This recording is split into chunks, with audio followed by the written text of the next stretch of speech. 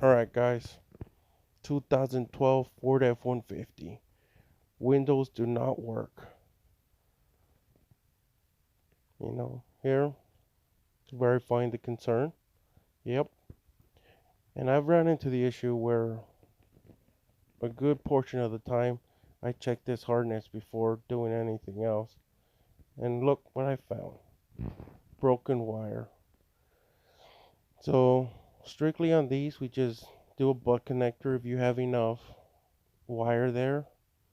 Sometimes you're not that lucky, because as I'm going to show you here, I went and double checked all the harness after I completed this repair with a butt connector and shrink wrap. This shrink wrap has the glue in it. It's a Ford provides this kit where it gives you the butt connectors with the shrink wrap. And lo and behold, I found another wire.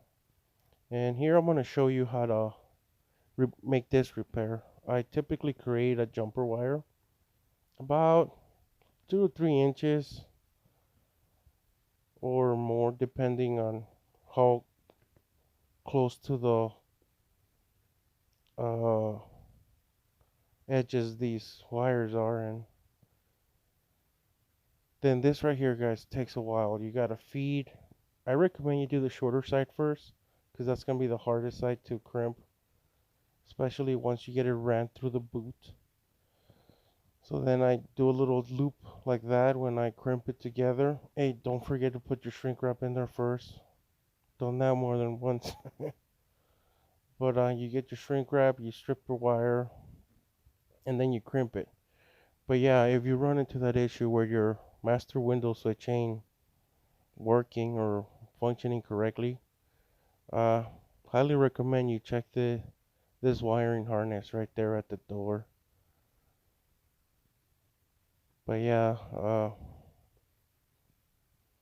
butt connector and shrink wrap, man, and a jumper wire, especially if you don't have enough wire to crimp them together.